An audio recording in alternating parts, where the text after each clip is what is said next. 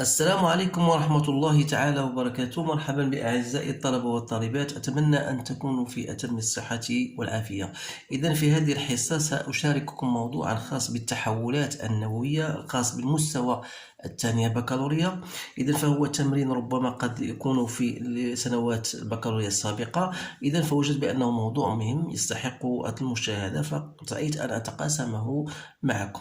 إذن حتى لا أطيل عليكم، هو الموضوع الآن هو أمامكم، يمكنكم قراءته بتأني ثم الإجابة عن الأسئلة الملقاة، وبعدها يمكنكم بطبيعة الحال المقارنة إجاباتكم مع الإجابات التي سأقوم بإدراجها في هذه الحصة. إذا عندنا اليود نظير، قال لك لليود نظير طبيعي إي 53 فهو إشعاعي النشاط، ونظير وله نظير اصطناعي إشعاعي النشاط بالطموع. يتولد عن تفتته النويذة XE إكزينيوم، حيث يستعمل في المجال الطبي، ويمكن أن ينتج عن تفاعل انشطار الأورانيوم في المحطات النووية. إذن في المجال الطبي اليود والغدة الدرقية. إذن يساهم اليود في تكوين الهرمونات الدرقية. هذا تقريبا يعني عبارة عن معلومات يمكنكم قراءتها. إذن المهم هو للتحقق من شكل اشتغال هذه الغدة نجري تصوير إشعاعي درقي بحقن المريض بكمية من اليود، من هذا اليود هذا كتلتها M87 نانو غرام. إذن نانو غرام. أول سؤال هو اكتب معادلة تفتت اليود المشع مع تحديد N و Z. نعتبر أن النواة المتولدة لا توجد في حالة إثارة. احسب عدد النواة المشعة المتواجدة في بداية الجرعة التي تم حقنها، واستنتج نشاط الجرعة عند اللحظة T تساوي 0. ذكر بقانون التناقص الإشعاعي لنشاط العينة، ثم مثل على هذا الشكل المنحنى الممثل لتطور نشاط إشعاعي للنواة المشعة بدلالة الزمن، مبرزا النقط المطابقة للحظات T1,5 و 2 fois T1,5 و 3 T1,5. إذن ثم هناك السؤال الخامس اللي هو احسب نشاط العينة لحظة إجراء الفحص، علما أن الفحص بصفة عامة يجرى 4 ساعات بعد حقن اليود الإشعاعي. النشاط هذه احسب النقص النسبي للنشاط. أعطيكم العلاقة بطبيعة الحال، يكفي هنا تطبيق عددي. إذا فيما يخص السؤال الأول اللي هو أولا اكتب معادلة التفتت إذا لليود المشع. إذا عندنا اليود اللي هو زد عنده 53 وعندنا هنا أ 131 يتحول إلى نويذة إكزينيوم ذات عدد الذري زد و نومبر دو ماس يعني أ اللي هو زائد بيطاموا. دوك بيطاموا يعني خص يكون عندنا على هذا الشكل هذا. إذا غنطبقوا بطبيعة الحال قانون صودي. إذا قانون صودي اللي تيقول هنا أن غادي يكون عندنا هاد 131 تساوي أ زائد 0 يعني هي أ، وعندنا 53 إيكالا زد موان زان. هاد القانون ربما غتعطيكم في الدرس، خصكم تعرفوا كيفاش الاستعمال ديالو. يعني أن بطبيعة الحال من هنا استنتج إذا أ دائما غتبقى هي 131 إي زد إيكال أ 54، بمعنى أن المعادلة ستصبح على الشكل التالي. دونك زينوم زد لقينا هي 54 و أ هي 131 بلس موان زان 0. إذا هذه هي معادلة التفتت. إذا هذا أول سؤال. السؤال الثاني احسب عدد النواة المشعة المتواجدة في بداية الجرعة التي تم حقنها. إذا نعلم أن عدد النواة نرمز له بالحرف N. إذا عند T تساوي 0 تعرفوا بأن عدد النواة هو كمية المادة اللي هي M sur la masse molaire. Toujours ici je parle de l'iode fois nombre d'Avogadro. إذا يكفي أن أقوم بتطبيق عددي sur 131. إذا وجدت بأنه نضرب منساش في 6,023 10 à la puissance 23. Donc j'ai trouvé 4 10 à la puissance 14 noyaux أي نواة. هذا فيما يتعلق بهذا السؤال. واستنتج نشاط الجرعة عند اللحظة 9. إذا ماذا نقصد بنشاط الجرعة؟ يعني هو أ0 عند اللحظة تي تساوي A0 تعرفوا بأن هناك عندكم علاقات، مجموعة علاقات تكون حافظها فقط لإجابة عن هذه الأسئلة المباشرة. إذا بالنسبة للندا عندنا واحد العلاقة هي ln de 2 sur T1 demi fois N0. إذا سي كوا سي ln de 2 sur T1 demi معطياك هي 8.1 جور. إذا خصني نحولها للسكوند يعني خصني نضربها في 24 ساعة ثم نضربها في 3600 ونضرب في 4 10 à la puissance 14. Donc je trouve A0 c'est 3,96 10 à la puissance 8 becquerel. Donc j'espère que cette solution est exacte. Donc إذا كان هناك خطأ في الحاسبة أعتذر عن ذلك. الآن غادي نمشي للسؤال الموالي. إذا نذكر بقانون التناقص الإشعاعي لنشاط عينة. إذا هذا معروف عندكم بأن قانون التناقص الإشعاعي يترجم بالعلاقة التالية اللي هي 1,0 l'exponentielle de moins lambda t. Et vous savez que la fonction exponentielle étant une fonction croissante et que l'exponentielle de moins lambda t est une fonction décroissante. C'est-à-dire que vous aurez, ça fait tous ça nous rappelle que la fonction n en fonction du temps c'est une fonction qui est décroissante. إذا هذا ماشي سؤال مطروح ولكن غير للتذكير فقط. إذا الآن بعد ما ذكرنا بقانون التناقص الإشعاعي مثل على الشكل المنحنى الممثل لتطور النشاط الإشعاعي. إذا النشاط الإشعاعي يترجم بعلاقات أخرى اللي هي كالتالي. Donc A de t égale à A0 l'exponentielle de moins lambda t. إذا ça veut dire que A l'exponentielle de moins lambda t égale à quoi? Il est égal à A sur A0. Donc بالنسبة لنا à T1 demi, donc A, vous savez que A égale à A0 sur 2. Donc هذه à T1 demi, donc on aura A égale à 0 sur 2. C'est-à-dire à T1 demi A égale à 0 sur 2. Donc عندنا 1 2 3 4 5 6 7 8 نقسموا على 4 جوج هي 1 2 3 4. إذا فوالا هذه هي A 0 sur 2. هذه à quel temps? à T1 demi. Donc voilà يمكن لي نرسم هذا لو بوين هذه. إذا بالنسبة à T égale à 2 fois T1 demi, j'aurai A égale à A0 l'exponentielle de moins lambda T1 demi, c'est-à-dire de lambda T1 demi, que je peux l'écrire A0 exponentielle de moins lambda T1 demi au carré.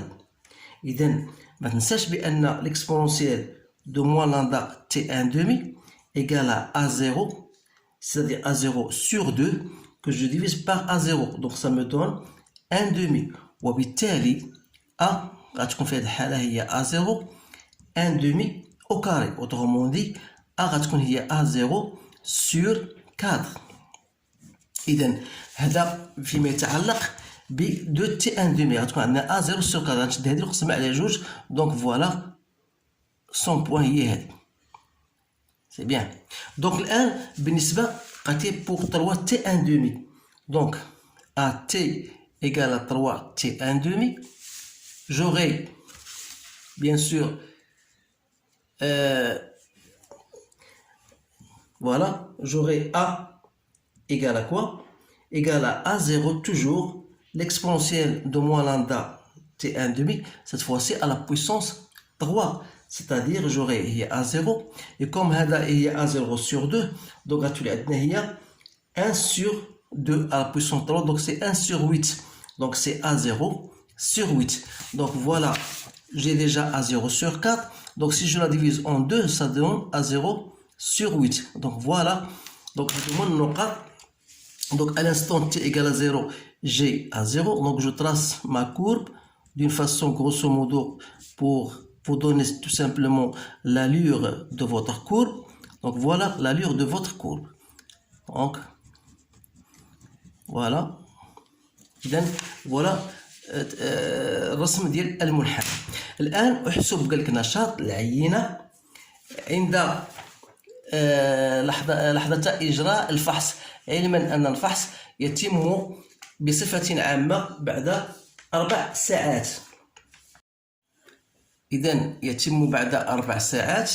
إذن غادي نقولوا فوالا عندنا A de t égale à A0 l'exponentielle de moins lambda t. c'est-à-dire c'est lambda n0 l'exponentielle de moins lambda t. إذا بعد 4 ساعات يعني à t égale à 4 heures.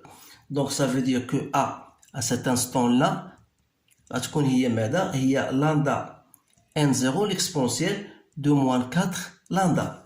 Donc يعني a de t غتكون هي a0 l'exponentielle de moins 4. شنو هي lambda؟ هي ln de 2 sur t1 demi. Voilà. Donc il suffit de faire votre calcul. Donc 3, 96, 10 à la puissance 8. L'exponentielle de moins 4 ln de 2 sur t. T c'est quoi? T1 demi c'est 8,1 jours. Donc vous devez multiplier par 24 et vous multipliez par 3600. Donc j'ai trouvé que A égale 3,95 10 à la puissance 8 بكري. Voilà. إذا السؤال السادس وهو حساب النقص النسبي اللي هو معطينا هو دلتا A sur A0 يعني هو A de T moins A0 que je divise par A0. Donc il suffit de faire votre calcul. Je vous donne le soin de faire votre calcul à l'aide de votre calculatrice. Donc j'ai trouvé moi c'est 0,15. Donc je peux dire c'est 15%. إذا الآن فوالا هذا هو السؤال ديال هذا التمرين. باقي عندنا التتمة ديال هذا التمرين هذا اللي هي كالتالي. فوالا الآن اليود المشع المتسرب من المحطات النووية.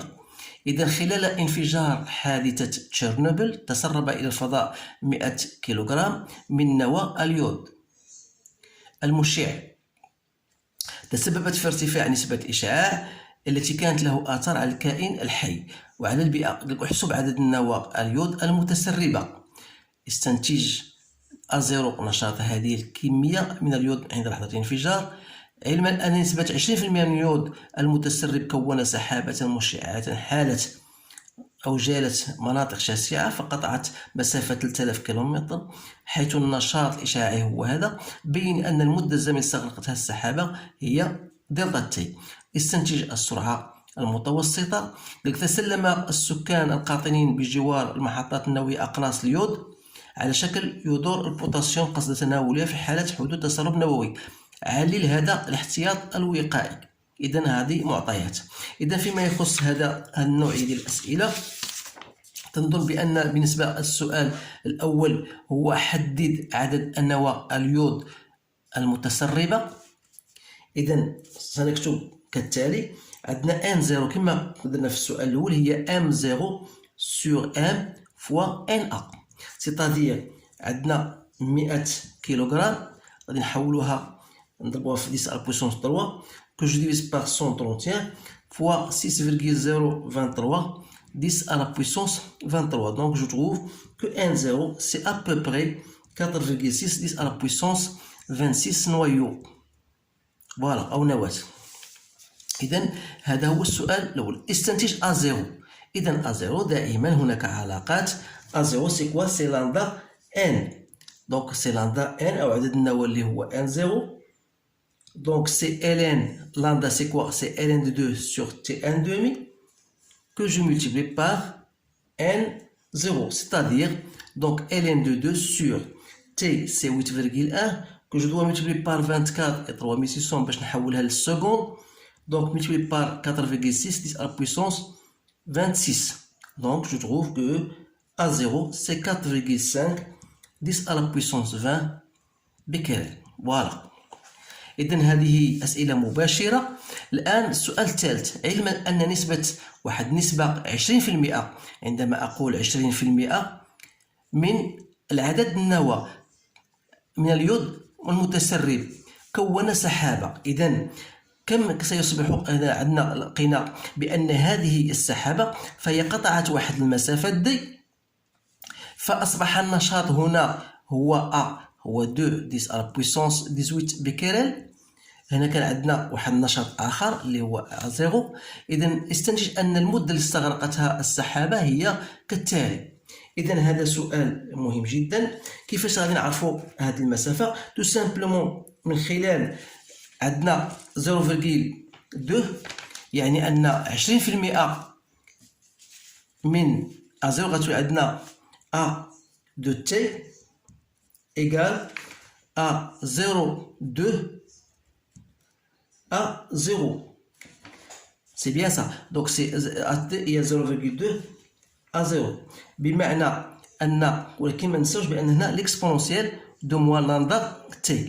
إذا ça veut dire que moins lambda t égale ln. إلا بغينا نلقاو هذه سي كوا غنديرو ندخل بها بالإكس ln من هنا ومن. دونك ln de quoi de a sur 0,2 à 0. وبالتالي lambda de t c'est-à-dire هي ln de 0,2 à 0 sur a. donc من هنا هذه عبارة غنستخرج t اللي هي 1 sur lambda ln de 0,2 à 0 sur a. دونك هذه هي العلاقة. يمكن دابا الآن تستخرج دير عملية تطبيقية غتلقى هي تقريبا هي نيت كما قيل فوالا 44 76 جور. إذا بعد ما لقينا هذا الوقت قالك حدد السرعة المتوسطة. نعلم أن السرعة المتوسطة هي المسافة المقسومة على الوقت، والمسافة هي 3000 كيلومتر que je divise par delta t هي en jour. Donc je dois le multiplier par 24 pour retrouver le résultat comme étant kilomètres par heure. Voilà. إذا السؤال الأخير علاش خداو هاد الناس خداو الأقراص بطبيعة الحال، فهو شنو هو الدور ديال الأقراص؟ إذا دور الأقراص نقدر نقولوا أن دور الأقراص المأخوذة هو مد الغدة الدرقية بما تحتاجه أو بما يكفيها تحتاجه من اليود، وكذلك أن هذا القاس يحول دون امتصاص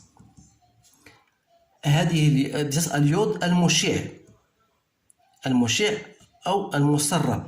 إذا تلاحظوا بأن هذه الأقراص تعطيت فقط لمدد الغدة الدرقية، لأن الغدة الدرقية تحتاج إلى اليود، وحتى لا تضطر هذه الغدة الدرقية من امتصاص اليود مشع فيقوم بإشباع هذه الغدة الدرقية بهذه الأقراص لتفادي امتصاص اليود المشع المسرب. إذن هذا هو الجواب ديال هذا التمرين. فنظن بأنه تمرين شامل يستحق المشاهدة كذلك. إذن ما بقى لي إلا أن أشكركم على انتباهكم. أتمنى لكم حظا سعيدا، والسلام عليكم ورحمة الله تعالى وبركاته.